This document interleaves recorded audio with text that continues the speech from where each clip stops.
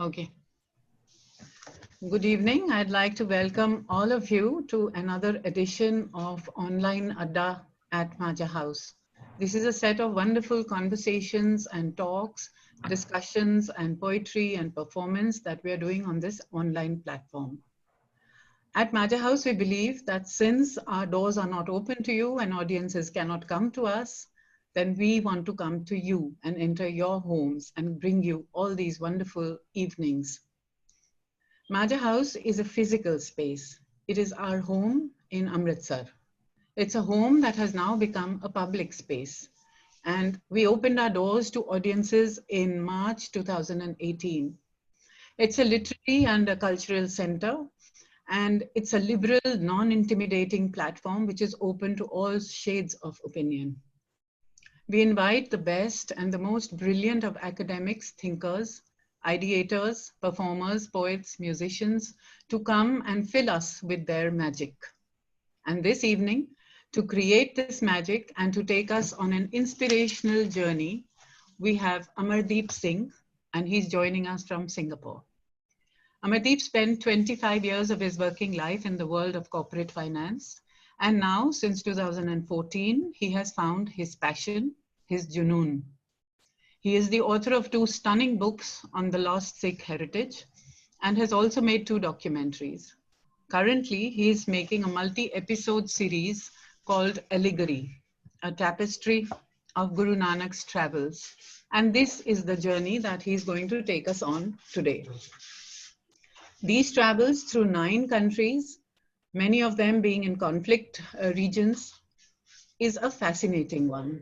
But even more than that is the vision that he brings to us of a spiritual quest, of a seeking most profound.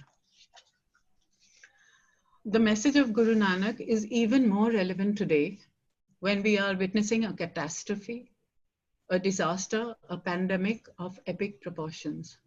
I'd like to leave that thought with you today as we go along with Amardeep on this long journey. Thank you, Amardeep, for coming to Majha House and showing us the way. Please take the conversation forward. Thank you, Preeti. Can you hear me? Yeah, okay. So thank you, Preeti, and thanks to Majha House for offering this platform today. So you requested me to share the journey that we have been on for last 16 months in mapping Guru Nanak travels across 9 nations, with the hope to create a repository for posterity, which is a very tough journey because most of the places are not accessible in today's environment. But hoping that this repository becomes the window for the future generation who definitely will not be able to have access to many of these places, because as it is, we are too late now in documentations. So what I intend doing is that in the next about 50 minutes, I'll take you all through an audiovisual presentation. So I could have just talked this through, right? But I thought since Zoom allows the capability of showing a PowerPoint presentation with embedded files, always having some audiovisual clips inside them makes the presentation that much more easy, much more interesting. So that's why I'm going that path. So it's going to take us about 50 minutes to go through the whole presentation. And then after that, I'm happy to take any questions, right? So with that, let me just get this presentation on. And I'll just make one comment. So after, I would like the audience to, of course, listen in and to keep their questions. And at the end of these 50 minutes, we will take questions. Okay. Can you confirm if you're able to see the presentation? Yes. Are you? Okay. Yes. And just so that I'm very clear, is this okay? One second, let me just get this up on the, okay. All right. So it's a full screen mode now? Yeah. Okay. So Allegory, a tapestry of Guru Nanak's travels. Let me try and start this with the second part of it. A tapestry of Guru Nanak's travels is an easy one to understand because a tapestry is a cloth and a warp and weft, right? So all spiritual aspects can be seen there, whether it's Saint Kabir or it's Guru Nanak or anyone, their philosophy is warped and weft together, right, in the form of a fabric, right? And they bring fabric as a representation of spirituality in many of their sayings. The tougher one to grasp is allegory, right?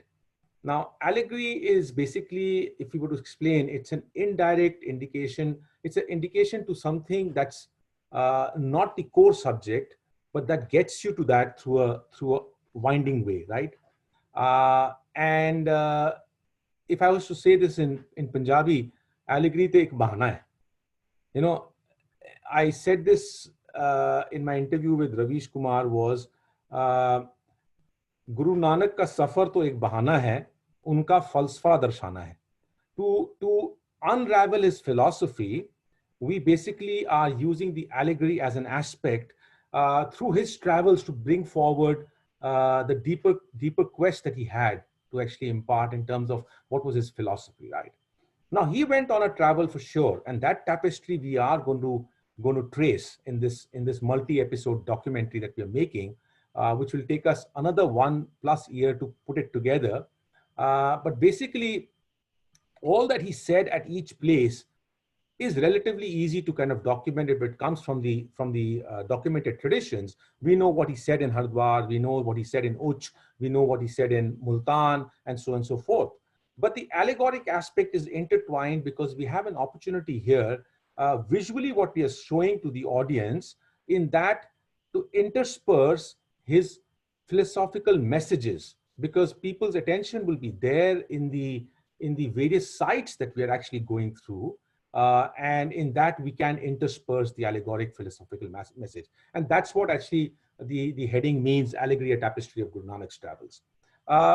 Before we get down into the next slide and try and understand this whole quest, we need to understand the essence of Guru Nanak's message, which I will not quote from Guru Nanak's Shabad, but it's from Bhagat Ravidas's Shabad, but it reflects Guru Nanak's philosophy in totality. It's because it's there in the Guru Granth Sahib. It's basically Tohi Mohi, Mohi Tohi, Antar Kaisa. You are me, I am you. And Guru Nanak's quest was basically about oneness. It was about the oneness of mankind that he traveled so far and wide. Having said that, the question that people might be having in their mind is, how is all this happening? How is this guy who's spent 25 years in the corporate world embarked on this quest? It's a very untraditional path. Seldom do people people do change their careers at some point of their time, at some point in their life. But here's a person who was leading a pretty senior role out of Singapore in American Express, and one fine day he embarks on these quests. What you know of today is our current project, Allegory, a Tapestry of Guru Nanak's Travels, which is a massive project. We've been on the road for 16 months and just finished the entire filming before the corona actually hit the world. So in many ways, the divine has been blessing us that we managed to complete all the field work just in time. But we still have a massive,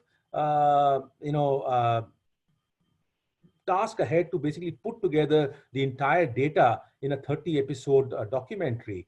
But how did one reach here is the question. How does that vision come about in a person's mind? I call all my pursuits as divine interventions. And the reason I say these are divine is because while what might appear to be an exploration, what actually has happened is a deep quest that I've been living through from the age of 17 years in the form of spirituality, philosophy, history, photography, writing for magazines. All this was happening while I was in the corporate world. And in 2014, when I left, my first exploration that started off, which culminated in these two books that you're seeing on the screen. The first one on the left-hand side is called Lost Heritage, the Sikh Legacy in Pakistan. And the second one is The Quest Continues, Lost Heritage, the Sikh Legacy in Pakistan. Both these books were basically a question that I was trying to address is, where is my community's glorious chapters in the lands that became Pakistan today, 7 decades after partition? Most of the works that have happened, many works have happened. These are not the only works, right? Many works have happened in the past, many are happening, and many will continue to happen. But the only difference that I'm actually trying to bring about from these works is that the works that have happened since partition in the past, either by the Pakistan government or by the noted person, Mr. Iqbal Kaisar Sahib, in the past have been in the domain of the Gurdwaras in Pakistan. And Gurdwaras have a space, but they are primarily in the region of Punjab and a little bit into Khyber Pakhtunkhwa area. My question was, my community's chapters that churned in the lands were not just Gurdwaras. Yes, Gurdwaras are have a space in that entire landscape, but we had churned an empire out there.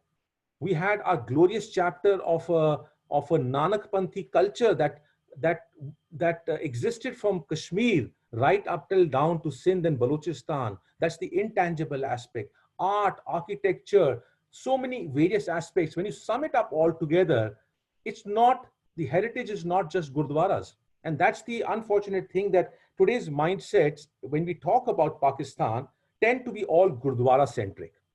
Now, I've got nothing against the Gurdwaras. Gurdwaras are a place, and Gurdwaras find a lot of space in my two books. But beyond that, the legacy is bigger than religion. And therefore, I tend to give a lot of space, along with the spiritual aspect, to art, architecture, military aspects, the forts where the Sikh history had churned, the intangible community, the intangible heritage, the Nanakpanthi community that's still existing in these lands, that unfortunately, I would say, Pakistanis don't understand them and Sikhs have abandoned them. That's a harsh reality, because what dispersal in 1947 has done is that we've forgotten these people in those lands, because today the definition of Sikh is bounded by certain definitions that we have created, and no one will accept these people as Sikhs, but they themselves consider themselves as Sikhs. And there's a large section of a society that's living there. So these two books document the legacy remnants, both tangible and intangible, in 5 states of Pakistan. When I say the 5 states, it's not Punjab centric. Most of the work that has happened in Pakistan is Punjab centric, right? So these works are spanning across Punjab, Khyber Pakhtunkhwa, going right up till Afghanistan border, up to Jamrud and beyond. And then later on, we've done Para Chinar area, we've done Kashmir, Baltistan, Skardu, we've done Sindh, Balochistan. So it's literally, it's spanning the entire of Pakistan, right, in two books in 1,000 pages. Having done these 2 books, the next 2, so just in case if anyone's interested, you can actually, if you want these books, there are different channels. If you're abroad, you can order them from lostheritagebook.com. If you're on Amazon, you can get them on Amazon. If you want me to enable it through the publisher, because I have author enablements at a discounted price, I can do that. Just message me at my WhatsApp number, which is given here, and I can enable that. Moving on, the next phase of work, which made me transition from visual ethnographic in terms of still photographs and a journey telling in these 2 books, to really make getting into the film making, into documentaries, are these 2 documentaries which have been released last year on the YouTube. If you go on YouTube and just search for Peering Soul, and the second one is Peering Warrior, both are under my channel, which is Amardeep Singh. You will find it, just write down Peering Soul, Amardeep Singh, and Peering Warrior, Amardeep Singh. You'll find these 2 documentaries. The first one basically is documenting the forgotten remnants of Sikh spiritual legacy in remote areas, just to make one small point, that while we are only focusing on Nankana Sahib, Panja Sahib, Kartarpur Sahib, and a few more Gurdwaras that have recently opened up in the last few years, I'm not going to focus on that. I'm going to show you something which we are not going to get to see under the common circuit that we travel across Pakistan. And this will give you an idea as to the vast, glorious chapters of a religious spiritual legacy that is forgotten, that is lost totally, right, from our memory, and is on the verge of extinction in the physical space. So that's what the Peering Soul documentary focuses on. Peering Warrior documentary is basically my journey across the forts of the Sikh era on the west of River Indus and up till Afghanistan border. The most glorious chapters of the Sikh legacy of Lahore Darbar, which was basically a Punjabi Darbar. The Britishers called it as Sikh Empire, but it really was a Punjabi Darbar. First time the son of the soil ruled the lands, and basically Hindus, Muslims, Sikhs of Punjab came together, and the empire went right up till what present is the present Dharan line. The history that churned in the forts on the west of River Indus, many of these forts are out of bounds. You really can't get inside them. And I had an opportunity, again, divine enablements. I was able to get inside many of these forts, and I bring forward visuals from inside of these forts right up to the Afghanistan border in this second documentary, which is called Peering Warrior. But both are based on a small segment of the Lost Heritage series, book series. So this is probably less than 5% of the content which you'll find in the two books. Now coming down to the question then came to my mind after these two documentaries was, I'd spent 4 years of my life, and the one thing that I want to say here is that all the works that we are doing, my mind works like this. If I don't travel into the place, if I don't feel the emotion, if I don't see it, I don't write about it, or I don't make anything about it. I don't even comment about it, right? For me, going into the place and feeling the emotions is the most paramount importance. And these things therefore become very risky, costly, but they are the right way to do things because you feel it, right? So most of these are very emotional works. But as you went down this emotional path, the question that started, that had been latent in my mind for many years, that I was delving into history, but started kind of finding a space in the last 2 years, is that Guru Nanak, who traveled on a quest, a spiritual quest, has not got the attention of the world as yet. Because when I look at many more bigger travelers, many travelers who have traveled for their personal reasons, like Alexander, Marco Polo, Genghis Khan, they either they either traveled for expansion of their territories, loot, wealth, empire, or trade. And they all have got the attention of the big production houses to make their stories in the forms of documentaries on BBC, on Nat Geos, on Discovery Channel. And we don't find Guru Nanak's quest as yet has found a space in these platforms. Why? He is a man who traveled on a quest for oneness of mankind. His was a philosophy of tohi, mohi, mohi, tohi, antar kaisa. What's the difference between you and me? We are all one. And that cannot find an attention in today's world, whereas people who go on a loot and expansion of territories, they deserve attention. More so in today's world where we are all divided, we need that attention. And therefore, one started asking this question that if the divine has worked in your favor, is allowing you, holding your hand and go through these tough paths to create these documentation in the forms of 2 books and the 2 documentaries in 4 years' time, in a very short span of time. Then I asked myself this question, will the divine help us once again? It's just a random question you pose to yourself, and you don't know the answer. You will have to walk the path till you actually figure out that the divine is going to help you. And therefore, from here onwards, I'm going to share with you the insights, but I want to quickly take you through a 2-minute video of what this concept about Allegory, a Tapestry of Guru Nanak's travels is. But before I get down to that, let me tell you, the biggest challenge in this entire adventure, in this entire exploration in the contemporary times is that 70% of the geographical region that Guru Nanak traveled in is not easily accessible. It's a big statement I'm making. For, let's say, Pakistan, where Guru Nanak was born and spent his last days, you can go there. You will feel you've been into places where Guru Nanak spent his life, which is Nankana Sahib, Panja Sahib, Kartarpur Sahib. Fine, that's easy. But you know what? Guru Nanak traveled far and wide in Pakistan itself, right from behind Kargil region when he came from Kailash Mansarovar, right down to Balochistan, to the Hinglaj temples, from where he took a boat and went to Makkah.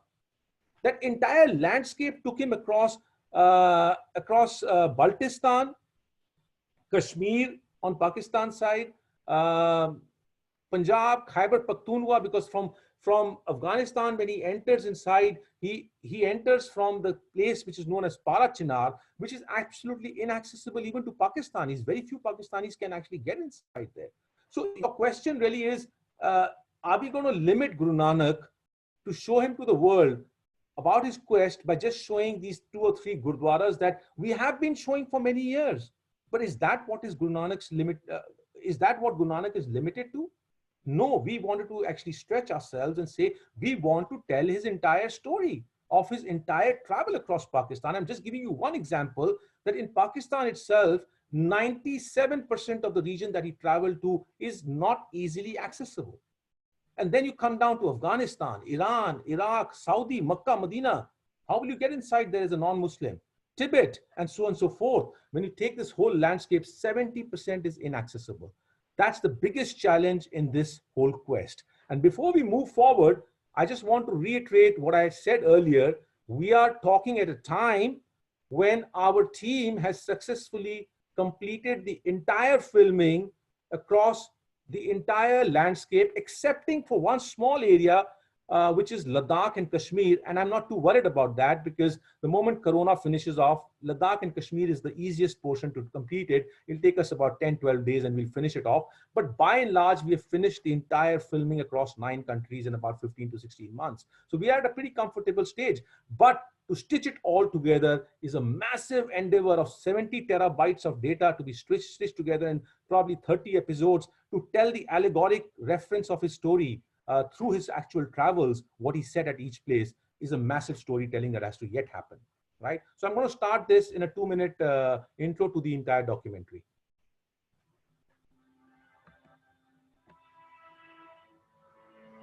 In the borderless world of 15th century, people traveled distances to trade.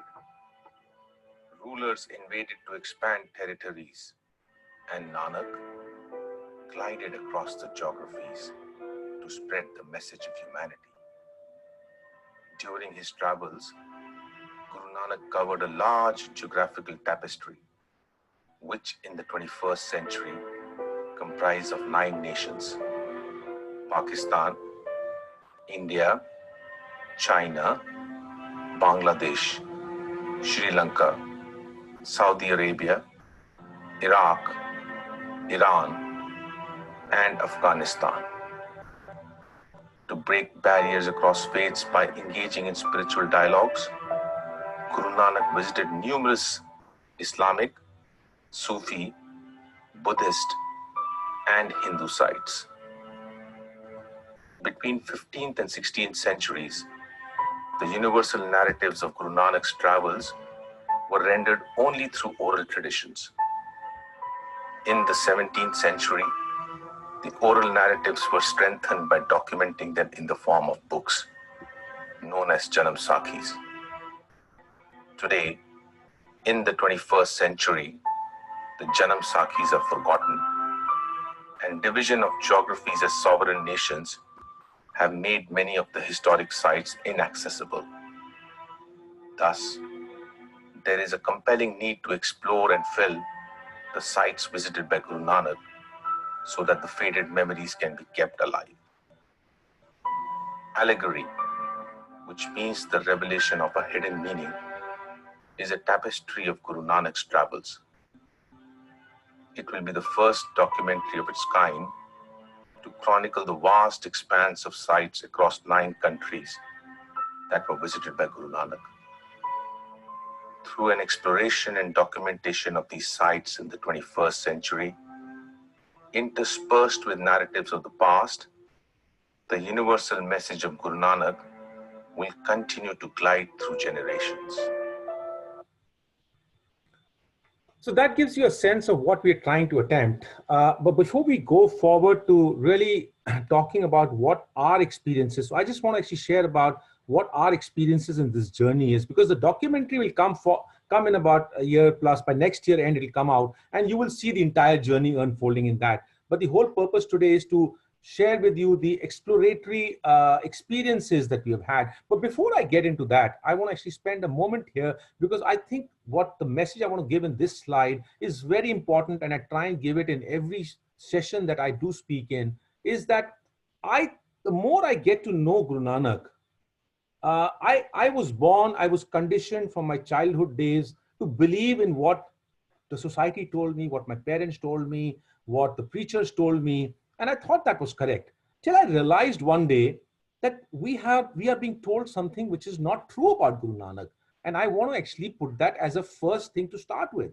All this time, I've been searching. The moment I've understood this fact, I've been searching for every English book that's available in the market on Guru Nanak, that which one has defined the philosophy of Guru Nanak in one word as the true philosophy of what he was trying to teach. And unfortunately, I've found no book as yet in the market which defines in one word what Guru Nanak was trying to tell us. Every book starts with the typical British or the English type or the Abrahamic type of definition of saying Guru Nanak was a preacher of monotheism. And I want to actually stop here for a moment to actually make us all reflect, did Guru Nanak really teach us monotheism? I think this slide is important from a bit of a philosophical conversation before we get down to the exploration, because Guru Nanak's message can only be understood if we understand what was he trying to tell us. Monotheism basically says, the word mono means one. Yes, God is one, but monotheism is essentially an Abrahamic concept, which basically the religion of Judaism, Islam, and Christianity believe in. That God is one, there's a son of God, and there are children of God. The children of God cannot become God. The son of God cannot become God. And that's wherein lies the essence of the difference when Guru Nanak starts his Japji Sahib verse with one, Ik Onkar. That one is not talking about the monotheism of God. He's talking about what Ravi Das is saying, Tohi Mohi Mohi Tohi Antar Kaisa, that we are one ecosystem. We are all one. And when we are all one, then it also means that divine, the God itself is you and you are God. Like in Granth Sahib, Kabir says, Khalak, Khalak, Khalak mein Khalik. Right? God is in the creation, creation is the God. That means you are God and he is within you. We are all one. And once we understand that aspect, then we really understand it's not monotheism, it's monism. And please, when you go back after this session, look into the definition of monism in any dictionary and compare it to the definition of monotheism. And if you can understand Gurbani, if you understood Gurbani, it'll be very clear. I don't need to explain it to you. The word we have to start using for Guru Nanak's philosophy is not monotheism. Start telling that he taught monism. That oneness that he taught us about, if we understand that, then we start understanding that we all are one. We don't differentiate against anyone, right? And therefore, what Guru Nanak says in Gurbani is, so hum aap pachaniye. So hum, that, so hum, that is me. Recognize that that is me. And if that is me, then I am that. Then we are all one, whether it's the divine and me, or whether it's you or me, or whether it's that and me. Everything is one. So we have to understand with this concept of monism. And I think it's important to understand that aspect, because this is the essence that will flow into this presentation from here onwards. I want to actually, before we start going to the explorations, again, I want to actually focus on this slide on the left-hand side. The essence of this slide is, first we need to lay down to understand where exactly did Guru Nanak travel. Because you see, we as a team who have traveled on his path are essentially but nothing else but visual ethnographers. We are actually documenting, whether my two books earlier or these documentaries are visually documenting the past. We are visual ethnographers, but visual ethnographers can go into a blind alley and figure out something, which is exactly what happened in the case of my two books, in case of Pakistan, the Sikh legacy in Pakistan, and my two documentaries. There was no planning. There was a blind alley I got into, and I came out with a spark, and I just decided to actually pen it down for posterity or make them into documentaries. But in case of Guru Nanak, it cannot be a blind alley, because you're talking about the the person with whom the faith of millions of people is attached. And you cannot create a new story about him out here. You have to put forward in the right manner, because what you are going to be doing now, many people before you have been doing it in the form of oral traditions, which got translated into documented traditions. And what you and your team is doing now is to take that entire documented tradition, and by visiting those sites, give it a form factor in the form of a visual narrative in documentaries, multi-episode, which is what the future generation will look into, because now people don't read books and they will read lesser and lesser of books. So there's a huge responsibility on your shoulders. And therefore the question comes up is, where did Guru Nanak travel? You are embarking on a path. You can't be going in a blind alley. You have to know where you have to go, because you cannot take as this 70% of the geography is non-accessible. You need to know where you need to go, because you don't have chances to make, you don't have luxury to make any mistakes out here. You're getting into high risk zones.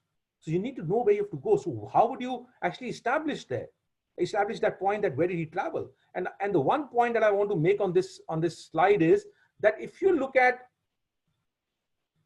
Guru Nanak, from the times he was born and to the places that he traveled to, he never wrote anything about his travels. He wrote nothing about his travels. All that his greatness is that he's not writing his own story. Unlike Babur, who writes Babur Nama, unlike Jahangir, who writes Tuzak-e Jahangiri, unlike many more people, even Batuta wrote his travels, and so on and so forth. People wrote their travels. But Guru Nanak's greatness is that he does not write anything about himself. He writes only about how you should live your life. He tries to give you the spiritual insights of living life, right?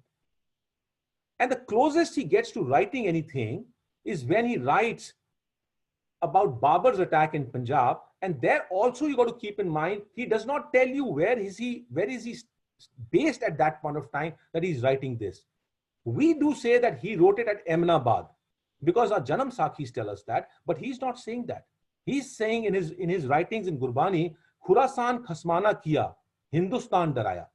He's talking about Babur, who having devastated Khurasan, what ISIS today claims to be the Islamic states, right?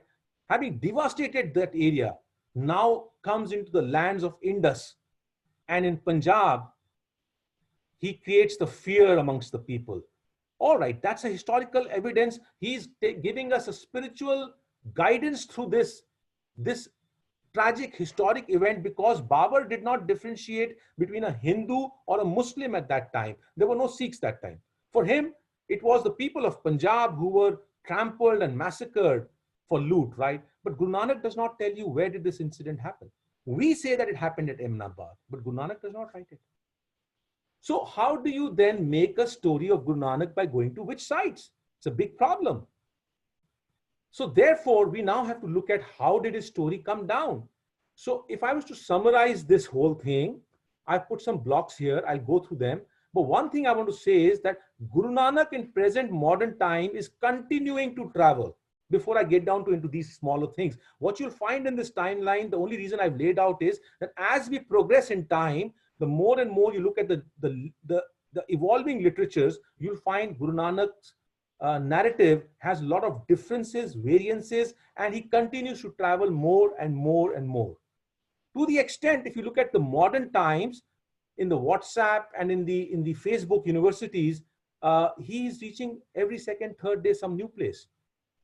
If you go onto YouTube and you search Guru Nanak in America, there's a YouTube which tells you that a video, there are 2-3 videos which tells you that Guru Nanak also came to America. So where do you stop this? So we got to look at the sources. At around 65 years after his life, Bhai Gurdas Ji, who was at the time of the 5th and 6th Gurus, Guru Arjan Dev and Guru Har Gobind, he writes about Guru Nanak's travels. In the Var 1, he writes about 2 people having traveled. Interestingly, keep in mind, he's talking about 2 people. Guru Nanak and Bhai Mardana traveled. He's not even mentioning about Bhai Bala. The third person is not existing out there. So before Bhai Gurdas, there was only an oral tradition. And now, suddenly there's a written tradition which has come in, because I think people then must have thought that this oral tradition is is prone to corruption. So let's write it down. So this first source which writes down does not even mention about Bhai Bala. It talks about Guru Nanak, Bhai Mardana, and then he says he went far and wide on Udasis. The two of them went. And some of the places he names are Makkah, Baghdad, Sumer Parbat, which we say as Kailash, Batala, and so on and so forth. He gives a list of a few places.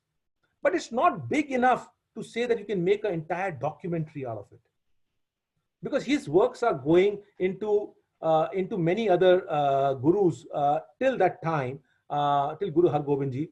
So he's only giving you a small stratospheric view of his travels. Then some 70 to 100 years after Guru Nanak's leaving this earth, I think the first storytellers start putting down the oral traditions into documented traditions. And this composite, the third block that I've written here, composite is known as Puratan Janam Sakhiyan. It's not Janam Sakhi, Sakhiyan, multiple, plural. Right? So Puratan Janam Sakhi, a composite of many Janam Sakhis come up at this time. I'm just giving you some examples. One is Meherban Janam Sakhi. Other is B40, which is lying in the British Museum. Colebrook's Janam Sakhi. There's no Mr. Colebrook Singh out here. There's no Colebrook Singh. Colebrook is a British name, and it's named as Colebrook's is because Colebrook's, once the British took over Punjab in 1847, they basically they entered Punjab in 1847, and then basically they took away this Janam Sakhi and took it to Britain, and that's the person who took it. It thereafter became known as Colebrook's Janam Sakhi. So 1847, between 1849, finally the collapse of the Sikh Empire. In that period, a lot of these things are taken away. Hafizabad Janam Sakhi is also taken away by one of the Britishers, and it's lying in the British museums. It was found at Hafizabad, a place in Pakistan. Now, in all these Janam Sakhis, interestingly, you only find yet Guru Nanak and Bhai Mardana are only traveling. There's no Bhai Bala, right? However, you do find variances in these. You do find variances about where he went. But by and large, they do tell you a story to a certain level that there is a consensus, right?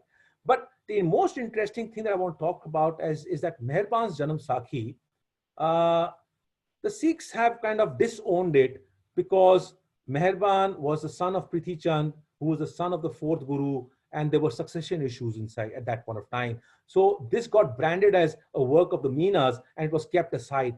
My point is that when you start this quest, you cannot keep aside any source because we don't have many sources in our community. Our community does not have many sources, so you can't throw the baby and the bathtub. You have to bring everything together, and Meherban's Janam Sakhi has a very important role because it tells you more than the sights. It tells you very interesting spiritual messages that Guru Nanak gave at every place. And at the end of the day, if it's the spiritual message that you have to focus on, then Meherban's Janam Sakhi is the most comprehensive source for that. Now, if we move on, about 150 years later, there's a Janam Sakhi that comes up, is known as the most popular Janam Sakhi in our traditions, is the Bala Janam Sakhi. But note, it's 150 years after Guru Nanak's life. And there the third person comes inside, who is Bhai Bala himself. So it's basically believed that Bhai Bala wrote this Janam Sakhi and put himself as a character in this, inside this, and he became the third person who's traveling. Now, in this Janam Sakhi, Guru Nanak travels further and further with Bhai Mardana and Bhai Bala. And the last piece then I want to just talk about is, then there are more composite literatures that start appearing. Bhai Mani Singh's Janam Sakhi appears, Gyan Ratnavali, Mahima Prakash, Tariq Guru Khalsa, then Puratan Janam Sakhi. Earlier I said Puratan Janam Sakhiyan, but there's a Puratan Janam Sakhi, which was written by Bhai Veer Singh in the last century.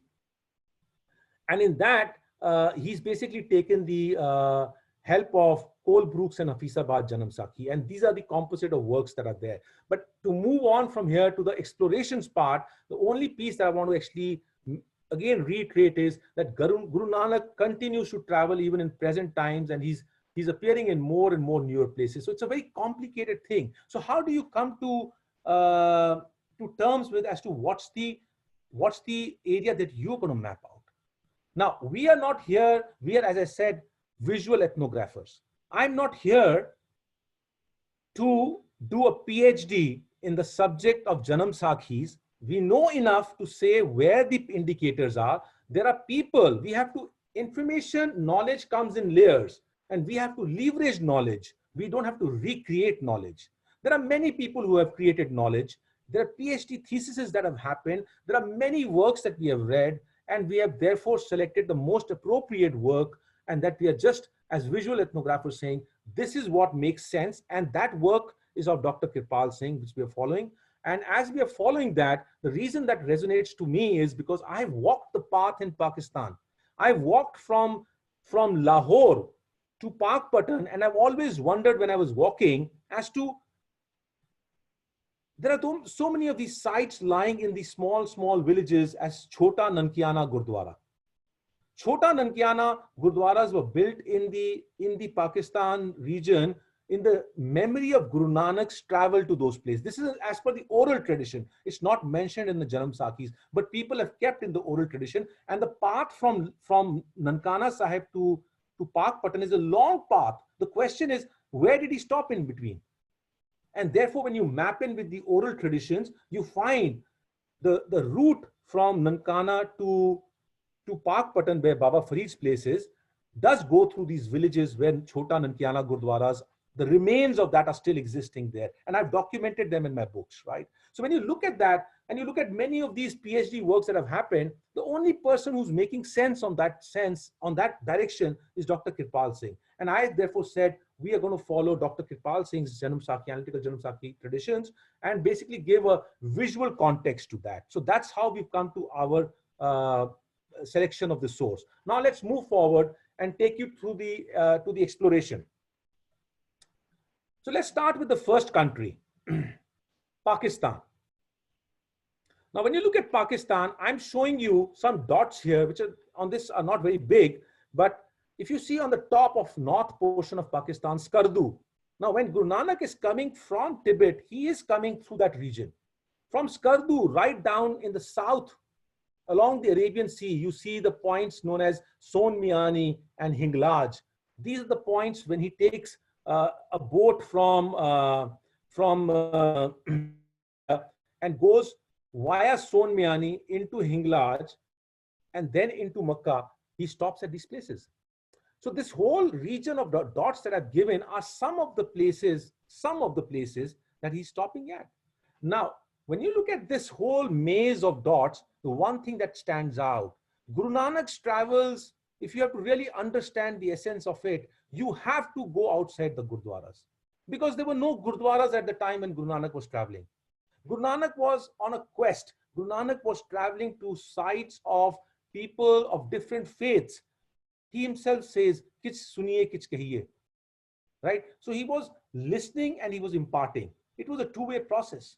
Many a times we represent Guru Nanak in the form of a conflict, even to the point that, when he is at a Tilla Jogia, which is near Jhelum in Pakistan, when he goes to Tilla, I mean, we represent the Siddh ghost as a conflict that he's having with the Naths. He's not having a conflict, because the essence of the philosophy of the Nath Yogis, the entire Indic philosophy intertwines. And you can't represent Guru Nanak as having a conflict. He's hearing, listening, he's imbibing, and he's imparting. It's a conversation that he's. So we don't need to be hard on other traditions. We need to understand what was his quest. And therefore that quest is going to take you to the Islamic sites, Sufi sites, temples. It's going to take you to Buddhist places. It's going to take you to the Jain places. It's going to take you to places where the yogis were congregating.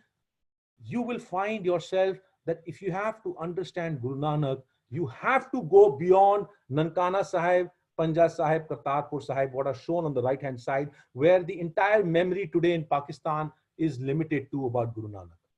You have to go beyond to all these sites. You have to go to Uch, you have to go to Multan, you have to go to Hinglaj, all these places to understand Guru Nanak. So the footprint is very vast in Pakistan, but the faded memories are limited to just a few sites. And therefore the question, because I'm a person who, even in my books, what I've done is that I've tried to bring about a lot of intangibles. I feel for the Nanakpanthi community.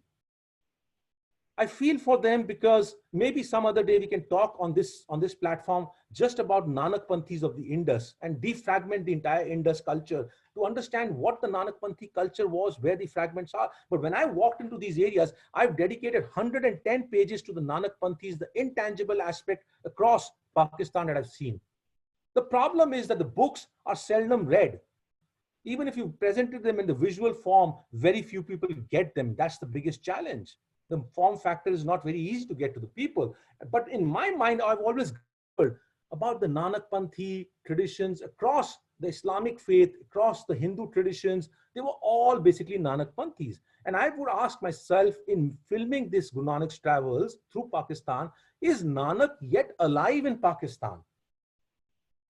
Because the Sikhs have moved out. Yes, there are about 15,000 turban-wearing Sikhs, which Pakistan will classify them as 15,000. Sikhs will only accept those people as Pakistani Sikhs and only give them spaces. But what about 500,000 people who believe in Nanak still sitting in Pakistan? Who talks about them?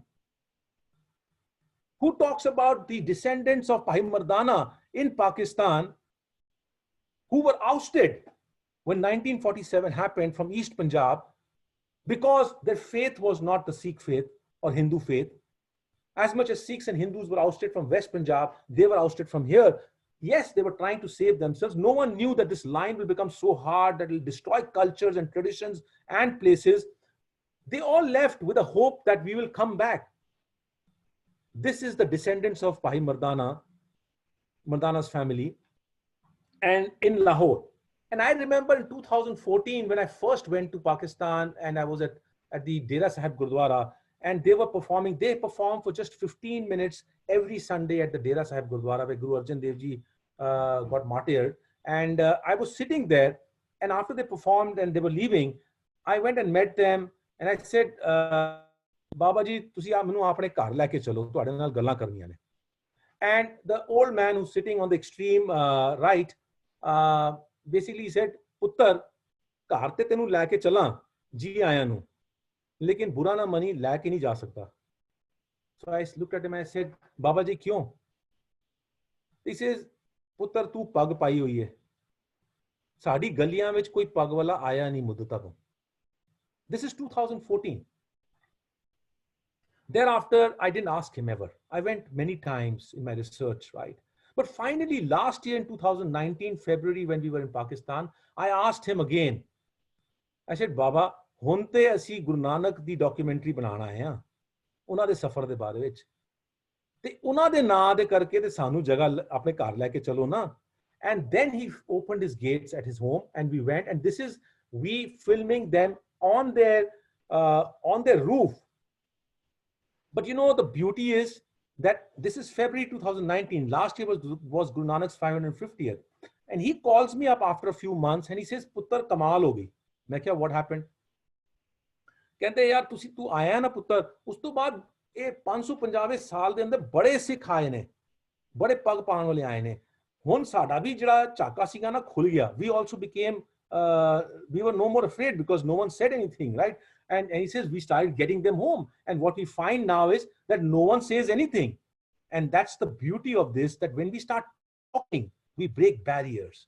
47 has been harsh to all communities, and I think we have stopped talking. And when we start, we break barriers, we come together. And this is us filming them at their home on their roof in February of 2019. I just want to give you a small glimpse. Now, one must keep in mind, they are holding on to a tradition which is forgotten.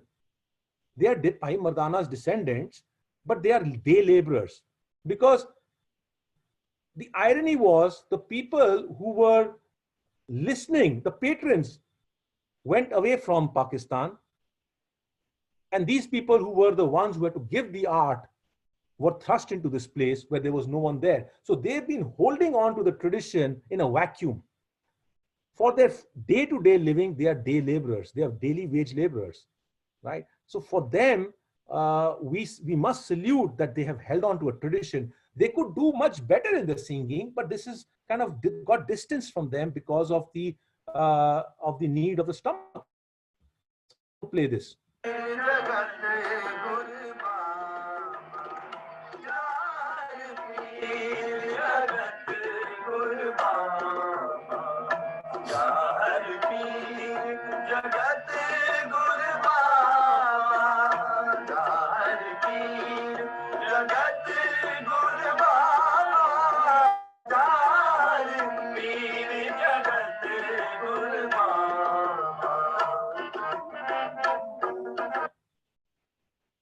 moving on, the question then is, okay, I posed a question that is Guru Nanak still there in Pakistan? And I'm showing you the descendants of Bhai Mardana. But is Guru Nanak truly there? And I say this openly now, that Guru Nanak is there. His soul is there in Pakistan. I feel it. And I say this because here I shared with you a kirtan being done by a lady who actually went and learned from the Rababis, by Ghulam Chand, and she learned from him and is continuing to do kirtan. But this is someone who's not born into the tradition, but is doing it because of her own choice. And therefore I say the DNA of Bhai Mardana is not running in her, but the DNA has moved from the male members of the society into the females too. And this makes me question that where we are in the heart of Amritsar, where Majha house is, it's a slap on our face that today even still we are not allowing women to do kirtan inside Golden Temple, right? Darbar Sahib the andar, right? Something for us to reflect. But here in Pakistan, people who are not born into this tradition are learning kirtan. So it's high time for us to reflect now how far we have regressed. So I'm going to play this.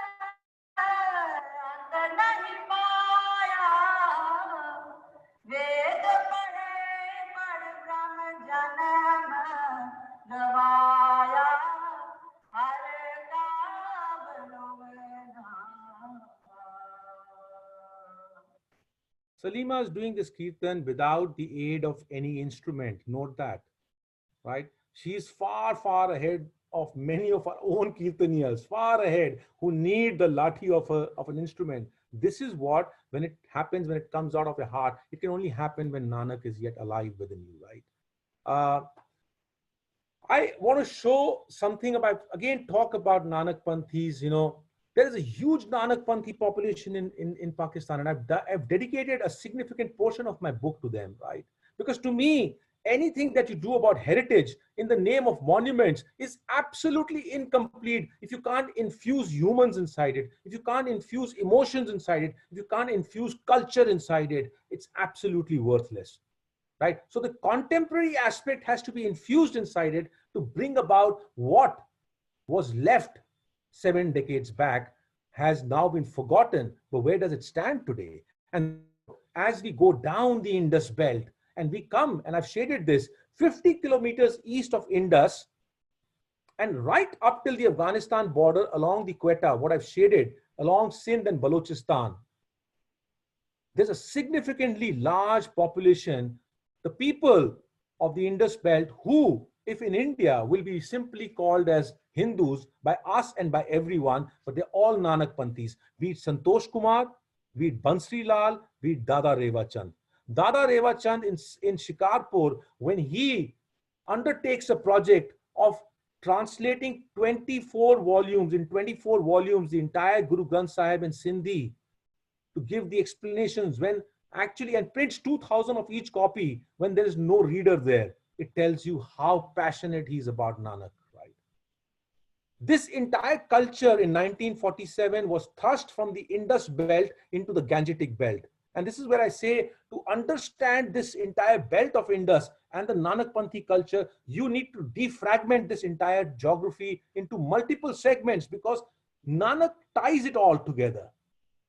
But you cannot understand the Nanakpanthis if you don't look at Balochistan separately, Sindh separately, Khyber separately, Kashmir separately, and Punjab separately. But this entire culture has been thrust into the Gangetic belt in India and has amalgamated there.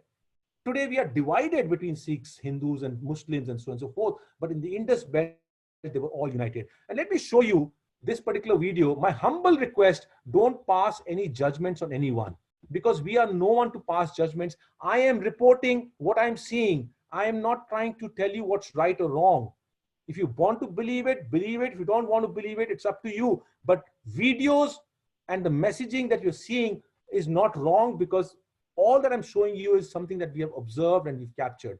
So when you see these places from a Punjab perspective, East Punjab perspective, you might be judgmental and say that, oh, this is not right, this is not right, because you are used to a certain kind.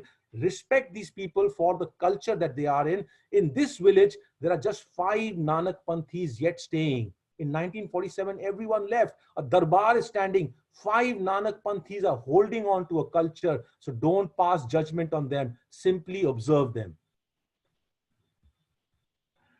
Traveling across Sindh on the footsteps of Baba Nanak, we are making a point to take a break from our journey to experience what we do not see in the Punjab.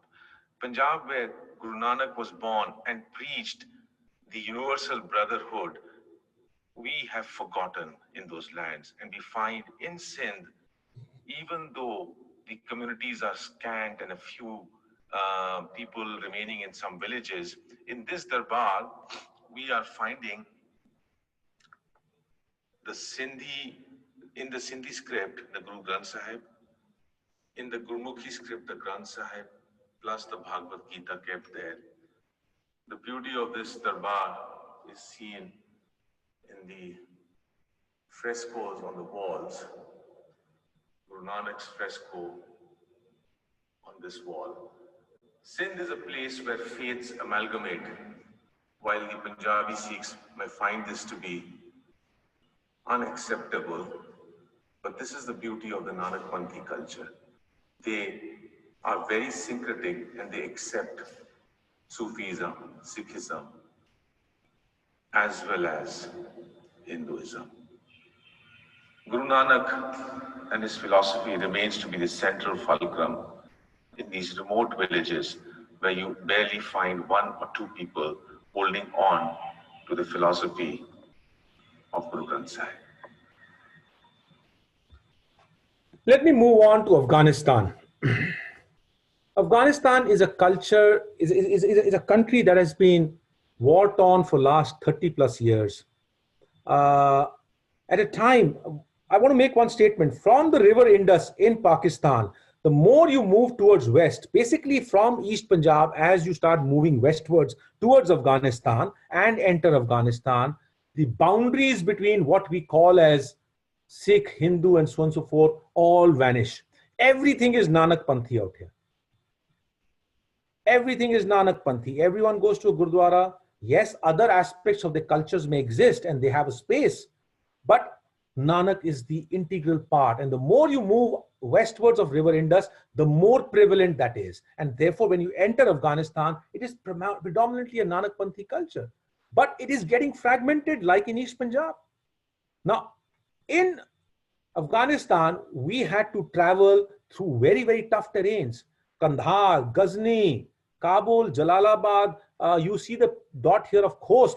Khost is touching Parachinar. We had to go to Khost because Khost is a place where in the Janam Sakhi traditions, there's a mention, there are 2 mentions of Bhai Mardana. One is that he passed away in the region of Kurram. Kurram is along the Khost region, right?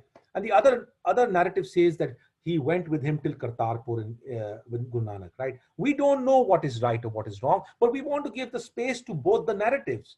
And to give that space to both the narratives, we had to go to the Kurram region. And Kurram region Khost, and these areas around that, Babu Khel and those areas. What you're seeing on the right-hand side, Salman is filming that. On the bottom, you're seeing basically it's my wife, Nikki, in the red shawl, and basically we're going through very challenging areas, basically through Taliban areas, and we had to follow certain laws. What you're seeing on top with Salman filming is the remains of the Gurdwara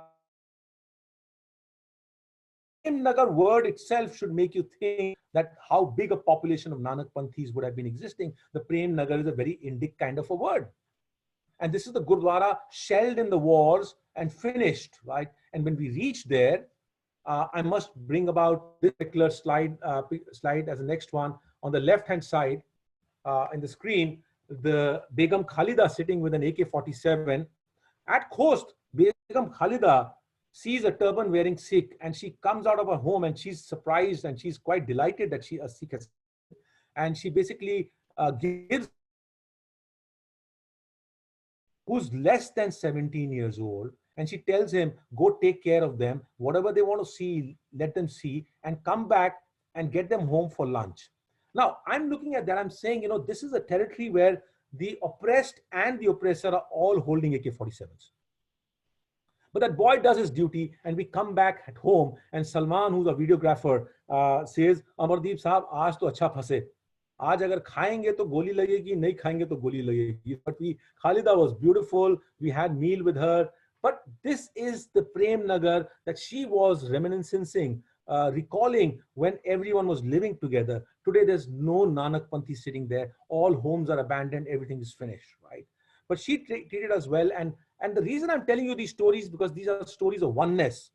In a time when we are broken by religions, message of Guru Nanak is very important out here. And these are the personal experiences that we are observing as we are moving on a journey. I'm not telling you about Guru Nanak, but I'm telling you about the explorations of oneness in his footsteps, right? So when we are leaving from here, she takes some and gives it to me.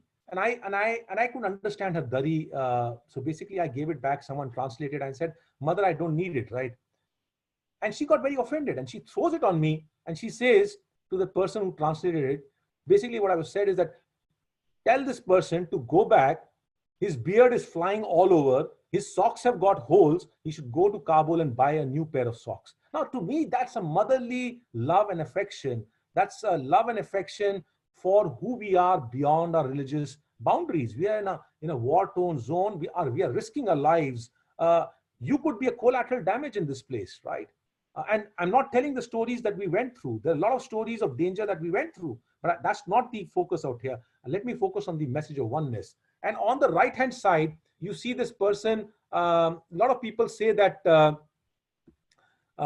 this is at Gardes. Behind us, the flat ground is where there used to be a Gurdwara. And that flat ground is now nothing but just a flat ground. And I was thinking it's important to document this, because so what if it's a flat ground? When you are a visual ethnographer, the memories have to be kept alive. There's a video of mine in the Peering Soul, which has been also put up in the various, on my Facebook page, you'll find it. It's called Thoa Khalsa. Go and see that video. In 2017, when I'm going inside, you are not allowed to get inside the Kahuta in Pakistan. And I actually risked myself to get inside, where the women had jumped inside. Why this craziness to document that? Because it needs to be documented for posterity. As it is, the stories are forgotten. And here, when we are documenting this place, the entire village has come together. And right at the end, when we have finished, about to leave, this man comes in front and gives me a hug.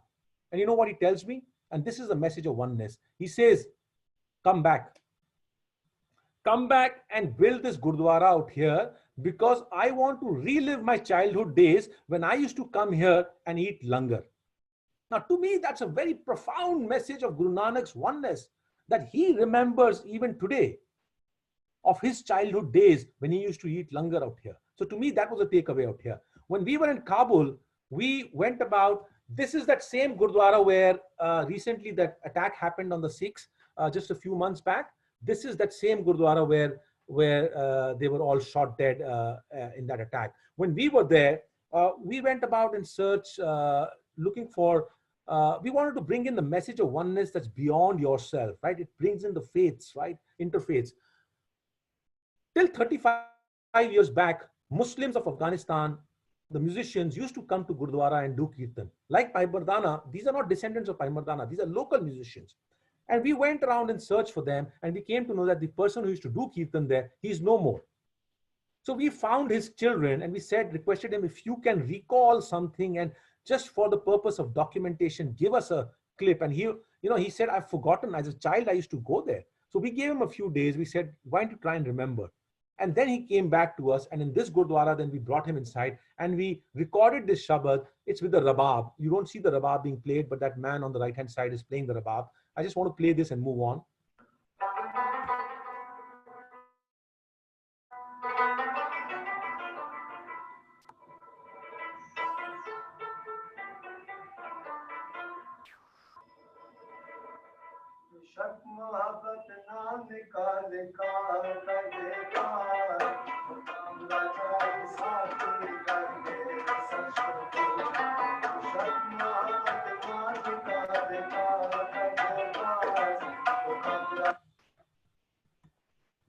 But not everything is as bed of roses as we are making it sound. In leaving Afghanistan, I want to leave us with one slide, which is a very disappointing moment. In Kandahar, in the city of Kandahar, there are about 15 temples, towering temples standing abandoned. There are about 5 gurdwaras which are abandoned. There is only one Nanakpanthi left in Kandahar. One Nanakpanthi left in Kandahar. And I say Nanakpanthi in East Punjab, you will find it hard to digest, but his name is not Dr. Raghunath Singh. He's Dr. Raghunath. Dr. Raghunath is unlike Sikh name in East Punjab, but he's a Nanakpanthi who reads, who believes in Guru Granth Sahib, and who goes to the Gurdwara, which he himself opens it. What you will hear him say out here is a very disappointing moment. Because when he took us to the Gurdwara, and I looked around, and I said, where is the Granth Sahib? And then he tells me, just a few months back, some people came from Kandahar, from Jalalabad, and decided that I don't know how to keep the Granth Sahib, and they took it away. Now, to me, that was a moment of a total disappointment that this one man is holding on to something in that place. He's an old man. He refuses to move from Kandahar for the simple reason. I asked him, why don't you move? Your entire family is moved to Europe and to India. Why don't you move? He says, this place made me a doctor, and I will die in this place serving these people. That's his commitment. And we decide whether he has the right to keep the Guru Granth Sahib. And this is him saying this to us.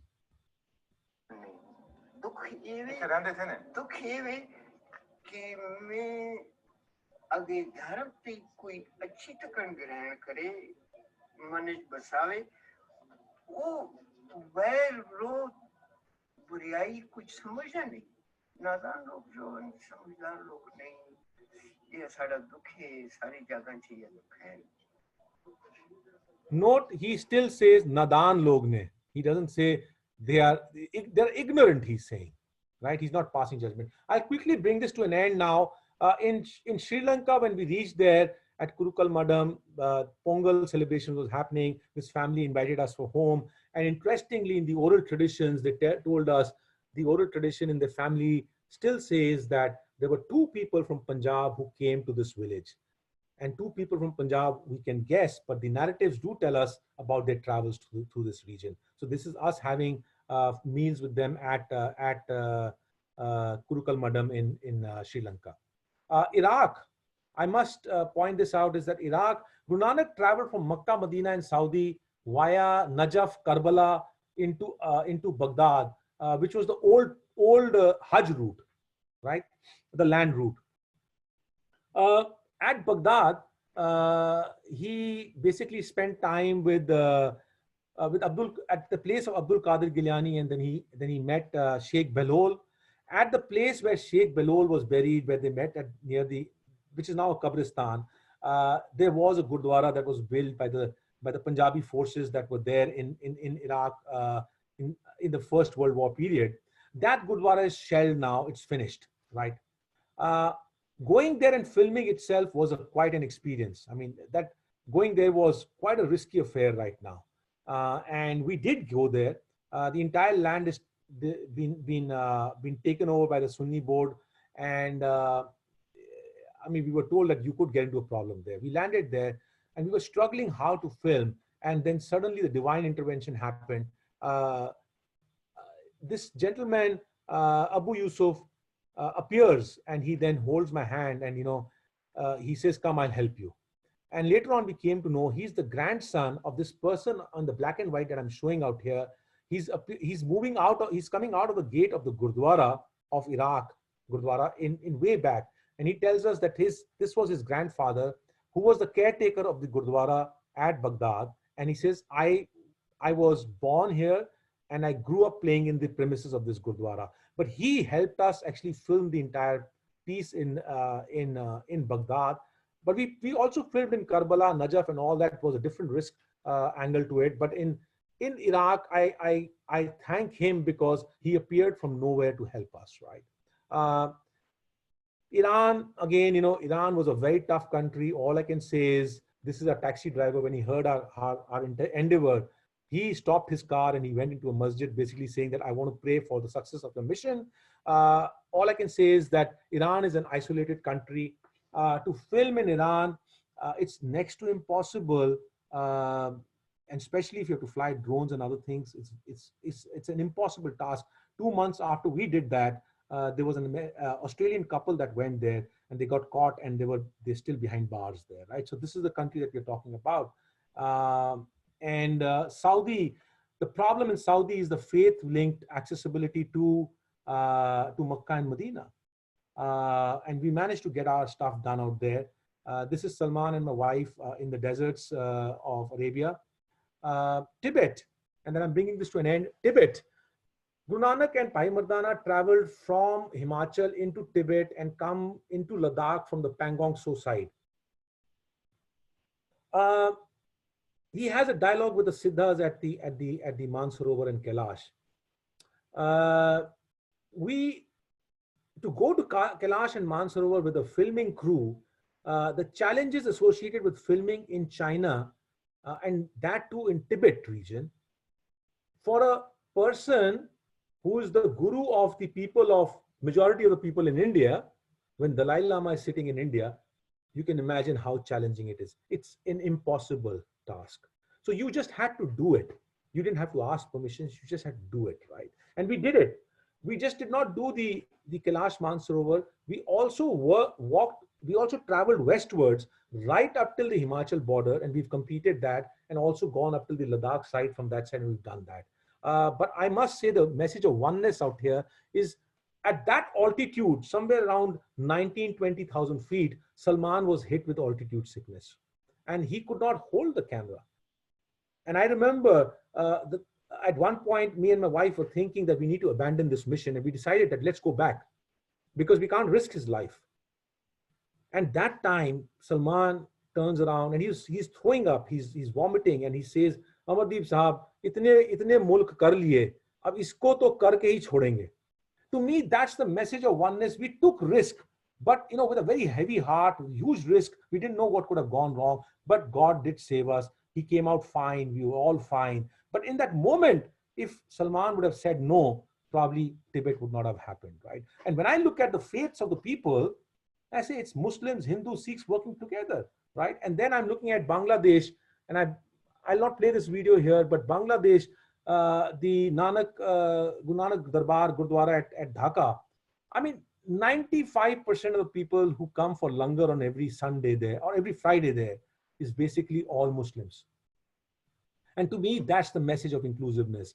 Last slide I have not put in here is because it's a huge journey, and I know we're running short on time, is basically in India. We spent time in India from November till April 2020, and we've completed the entire filming across India. We had to change our crew. The entire filming outside of India was done by Salman and his team, which was from Pakistan. And in India, it was Deepak Verma and Pramod who did it. And when I look at the composition of our team, I said, this is the oneness message of Guru Nanak coming together, that Muslim, Hindu, and Sikhs are coming together to make a content for posterity, which probably will be more than 15 hours of content, which will get ready in another 1 hour's time. Sorry, in another 1 year's time. With that, I'm going to end here. These are my details. If you want to get in touch with me, my email is here. My WhatsApp is here. We still have a long journey to go with this documentary. But we are confident we will complete it. There are yet a lot of barriers. If you wish to support, you can reach out to me. If you have any questions, you can reach out to me. But I'm confident that we will complete it, because there's a reason why we have overcome every barrier and come so far, starting from the days when I left American Express, and I look at the composite amount of works that have been happening in layers to the point of Guru Nanak's travels documentary. Every barrier has turned into an opportunity. Every barrier has taught us something. So there's a reason why we've come here so far. And that reason is the one which will take us right till the end to complete this. Thank you so much.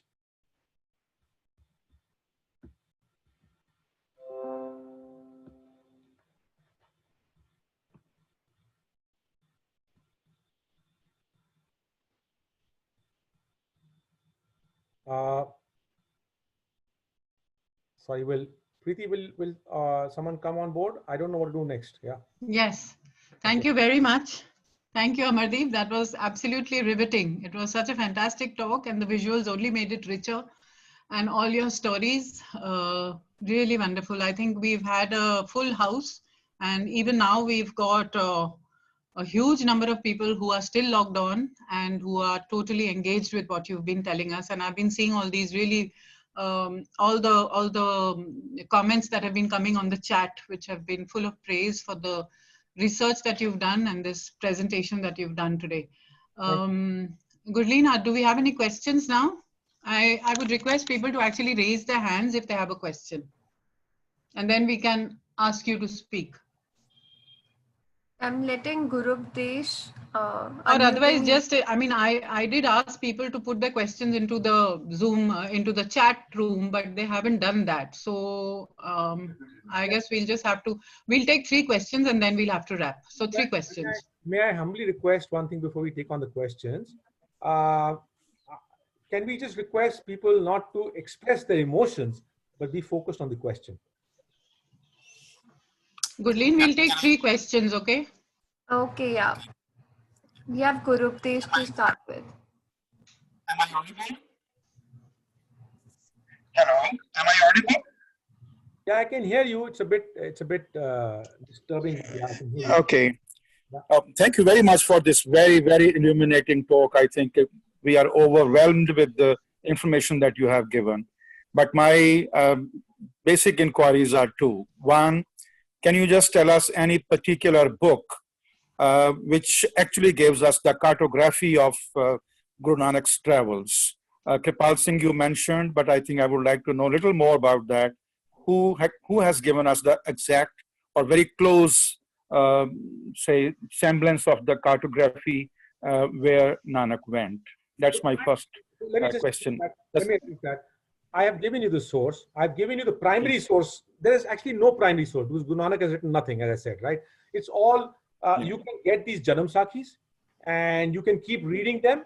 And these are in languages that, and many of them are available. I've given you the names in this presentation. You can read all of them. You can take out all of these Janam Sakhis. They're available, right?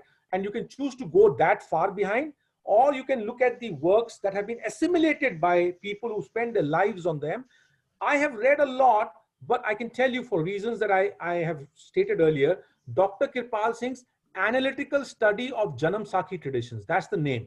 Analytical Study of Janam Sakhi Traditions by Dr. Kripal Singh is the one that has resonated me well, because taking a lot of these Janam Sakhis and bringing about why he's picking up something.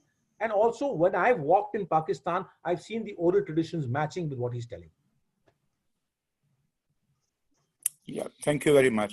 My second question is related to this, and that is about how can we make a distinction between the routes that Guru Nanak took and the Gurudwaras that we come across on the entire terrain where he traveled. Because I have traveled to the northmost part of Sikkim, and we have been to that place very popular, Chungthang and Dongmar, and there are no traces, people say, there are no traces of Guru Nanak's travel, but then the Gurudwaras are intact, and people have made all sorts of folk stories about Guru Nanak's visit there. My interest in cartography is that people can make Gurudwaras wherever they are, but where is the place, or what are the places, or what are the routes that Guru Nanak took in his Odysseys? That's a very interesting. Thank you. That's a very interesting question. Thank you for asking it. I was kind of evading it in my presentation, right? So now I'm answering it. Right? Okay. You are dealing with, when someone does not write anything about his life, you are now dealing in narratives of the men of faith. Men of faith have one basic attribute, that the person whom they are following has to be the greatest, biggest, and furthest and farthest, right? And therefore, Guru Nanak is continuing to travel.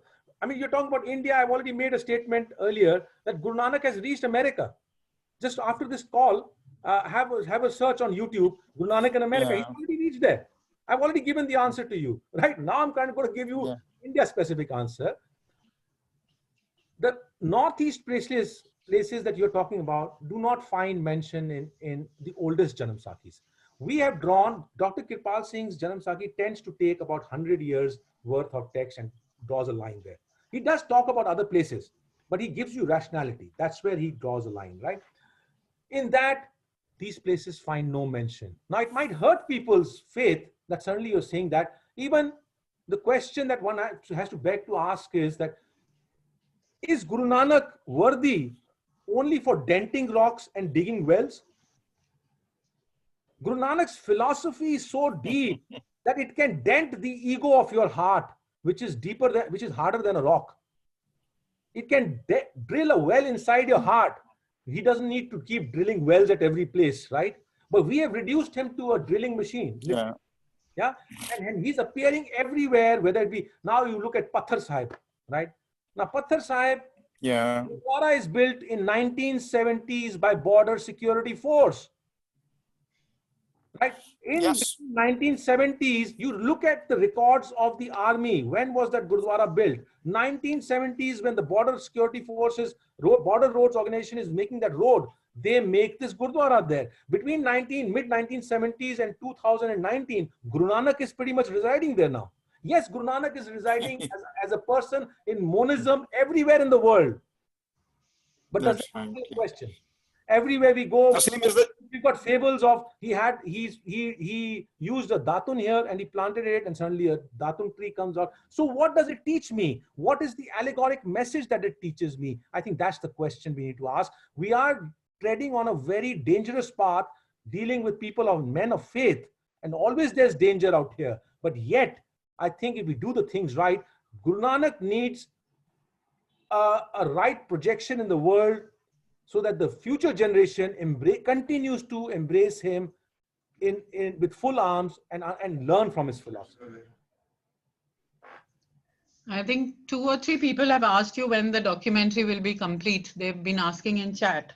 Oh, I did say that we've just actually completed the entire filming, right? And we have just completed during the Corona period.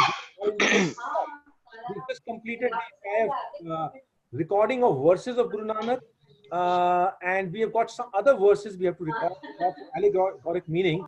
That is going to start in July because our artist is going to be ready by July. We had the artist blocked in July, and from August we start stitching together the narrative. Now, imagine the task in stitching this together. I'm telling you, we've got 70 terabytes of data sitting with us across 9 countries. 70 terabytes, simply going through it and building the story around it. It's a minimum 1 year's work, minimum. Provided the funding doesn't stop. If the funding stops, inshallah. Yeah. We've done our part. Okay, one last question, which I'm going to read out to you. Do you think religious animosity runs deeper than common culture? Somebody's asked. Do you think religious animosity runs deeper than common culture? Common culture. Probably because you visited so many lands now. I think cultures are the bedrock where we all come to understand our oneness. Boundaries of religions, which do spring from spirituality, get forgotten. The spirituality message gets forgotten and we get stuck in the boundaries. And that's where the culture starts getting fragmented. I think that's the essence of it all. It's our own limitations that we create with these huge boundaries around us, that we are superior than the others. And that's why I say I will not go to the other faiths. Why should I go to the other faiths? They are mine. I've said monism, oneness. I've said they are mine. But let's look at our home. And let's ask ourselves, how many of the Nanakpanthis who moved from the Indus belt, I say this again, we can fragment the entire Indus belt and talk separately about the Nanakpanthis. And that's a 1 hour discussion we can have, right? But the Nanakpanthis who got impelled out of the Indus belt into the Gangetic belt, did we know as a culture, the Indus culture was one. We were all living together as one culture for time immemorial. For us, Baba Bulle Shah, Waris Shah, the other aspects, all of us were together. And yet, when we got thrust onto this side, how many are yet attached to that Indus culture? The present generations of the ones are divided into Hindu, Sikh, and so on and so forth, are all fragmented and gone. In the Indus belt, 500,000 people sitting there who are Nanakpanthis. I ask my own people, do you know how to embrace them? Culturally, they are mine. Yes, they have got other aspects of the culture. Do I pass judgments on their other aspects of the culture? Or do I embrace them for what they have as common with us? It's a question that's hard to actually get people to understand, because we are too quick in passing judgments. When Bansri Lal in Mingora, in Swat meets me, and when we are leaving from that Gurdwara, they're all well-educated people. Bansri Lal, Kishore Kumar, and so on and so forth. They're managing. There's a video of mine, actually it's on my Facebook today, who came between us. It's a small video on my Facebook page. If you get my link, you can go and look at it. I'm at the home of one of the Nanakpanthis. I'm going to put another video. There are 2 documentaries, Peering Soul, Peering Warrior. If you've seen Peering Soul, I'm showing Bansri Lal. And in the Gurdwara, he's there with his people. And when he's coming out, he whispers in my ear, because there were other people around. And he says, "Bade dukh di gal hai Amardeep ji. Asi na te uthe de rahe, na te ithe de rahe." What he was implying to say was that neither are we with our community in India, and neither by sitting here have the Pashtun Sikhs accepted us because we don't look like Khalsas. And neither do they have a roti beti ka rishta with us. And neither is the broader community of Pakistan accepting us because we are a minority. So isn't this a total fragmentation of an entire common culture that we all belong to because of the boundaries that we have created? I hope this answers the question. Yeah, I think Navneet Bhullar has asked similar, about the Nanakpanthis. Can I just once again complete there? Just on that. No, this was just that, are they like in their philosophy and general creed like the Sindhis in India? Is it like that? Just coming to that, to the previous one, just go and look at what Dr. Raghunath in Kandhar says. That's a cultural aspect fragmented by us who define what he can do and what he can't do. Now the next question is, are they the same as Sindhis? Why do we say as same as Sindhis? Why are we breaking people again by Sindhis or Balochi? I'm telling you, okay, I'll tell you an interesting thing. You may find, there's a lot of things I don't say in my books, but I show you the pictures. If you're intelligent enough, you'll see the pictures and you'll understand it yourself. Because I don't need to say it. We know what's happened in the Indian subcontinent. People from the Indus belt, when they came here, the Arya Samaj and the Sikh are head on in the Indian society, right? I have been in Quetta, and the Arya Samaj Mandir in Quetta, the most fundamental scripture that they've got there is basically the Granth Sahib, along with Gita. Now that makes you think that something went totally off, that in Quetta, from pre-1947, inside the Arya Samaj Mandir, Guru Granth Sahib had a space.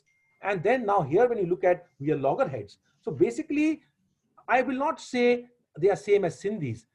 Nanakpanthis are Nanakpanthis because they have different flavors coming from their cultural aspects, be it in Afghanistan, in Khost, that Nanakpanthi is different than the Sindhi Nanakpanthi. A Balochi is different. Go into Maharashtra, those people are different. I go into Assam when filming for Guru Nanak's travels. There are Assamese who are Sikhs. To me, they are also Nanakpanthis, but culturally they are Assamese. You can't impose Punjabi on them. The biggest problem that has happened to Sikhism and to Nanak is Punjab.